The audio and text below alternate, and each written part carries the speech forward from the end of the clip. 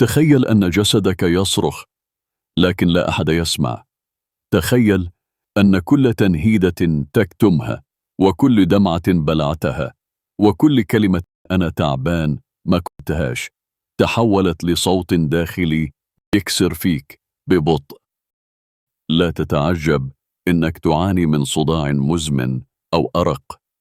لا تتعجب من ألم في معدتك لا يشفى، أو خفقان مفاجئ في قلبك، فأنت لا تعاني من مرض عضوي. أنت تعاني من مشاعر مسجونة.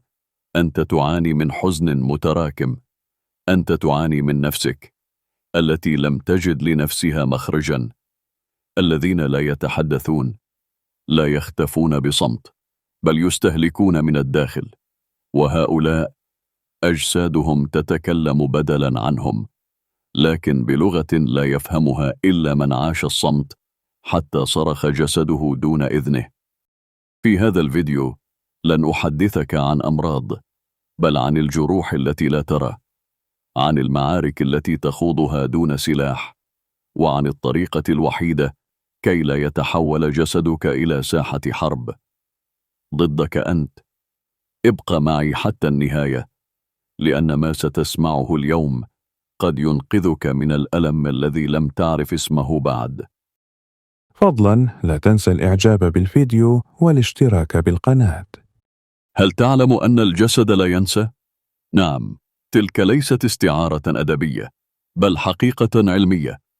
كل شعور لم تعبر عنه، كل ألم عاطفي أته بداخلك، يتحول بمرور الوقت إلى عرض جسدي حتى دون أن تدرك. لماذا يشعر البعض بألم في الظهر رغم سلامة العمود الفقري؟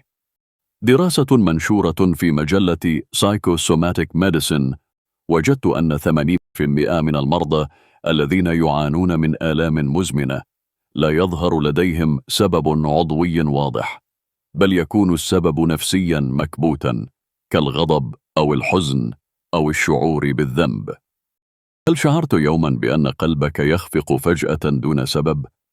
أو أنك تختنق في أماكن مزدحمة رغم أنك لا تعاني من الربو؟ وفقا لدراسة من جامعة هارفارد، فإن اضطراب القلق المكبوت قد يظهر على شكل أعراض جسدية بحتة كضيق التنفس، آلام الصدر، أو حتى دوار، دون أن تمر بنوبة هلع واضحة. ما علاقة الكتمان بالصحة المناعية؟ أبحاث كريسلر وفينك من جامعة كاليفورنيا أكدت أن كبت المشاعر يثبط عمل جهاز المناعة بشكل تدريجي، ويجعل الجسم أكثر عرضة للالتهابات والأمراض المناعية الذاتية مثل الذئبة والتهاب القولون. لماذا نشعر بضغط دائم في المعدة؟ العلماء يسمونه الدماغ الثاني، الأمعاء. دراسات نشرت في مجلة Nature Neuroscience أوضحت أن الجهاز الهضمي يحتوي على شبكة عصبية مستقلة من 100 مليون خلية عصبية تتأثر مباشرة بالمشاعر المكبوتة، وخاصة الحزن والتوتر. لماذا يرتعش الجسد أحيانا حين نحاول الحديث عن الماضي؟ لأن الذاكرة العاطفية تسجل الشعور داخل الجهاز العصبي لا داخل العقل فقط، وحين تتجنب الحديث عن صدمة لا تنسى بل تخزن في الجهاز العصبي، وهذا ما يفسر ظاهرة somatic flashbacks التي تؤكدها دراسات الدكتور باسل فاندر كولك، أحد أبرز علماء الصدمة النفسية. ولماذا لا يشعر الكاتبون لأوجاعهم بأنهم مرضى نفسيا؟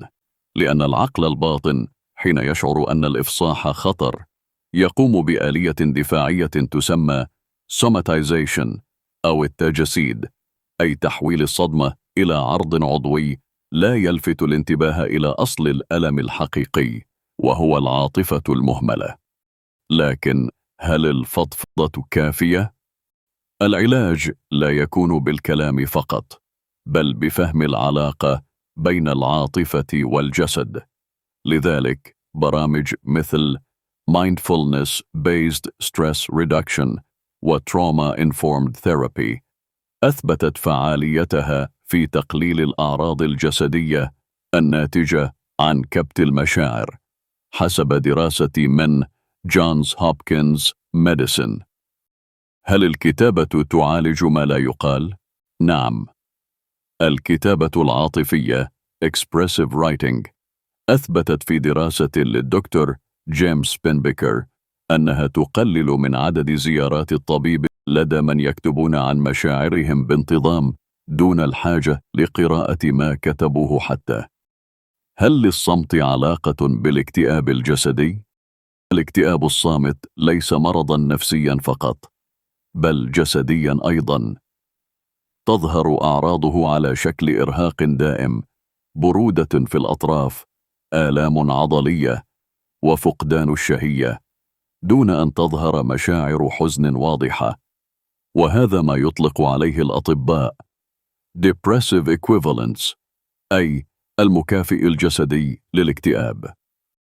وهل هناك فئة معرضة أكثر من غيرها؟ الأشخاص الذين نشأوا في بيئة تكافؤ الكتمان وتخجل من البوح بالمشاعر غالباً ما يطورون ما يسمى بألكسيثيميا أو عدم القدرة على تسمية المشاعر، مما يجعلهم أكثر عرضة للأمراض الجسدية المرتبطة بالضغط النفسي. نحن لا نمرض فقط من الفيروسات، بل نمرض حين نخون مشاعرنا، حين نجعل الصمت وطناً ونرفض الاعتراف بأننا بشر. نخاف، نضعف، ونتألم. إن جسدك لا يخونك، بل يدافع عنك. هو ينبهك، يحذرك، ويصرخ بالنيابة عنك حين تعجز أنت عن الحديث. لا تسكت صوتك، فالصوت الذي لا يخرج من فمك قد يخرج من جسدك على هيئة مرض لا دواء له. ابدأ من الآن.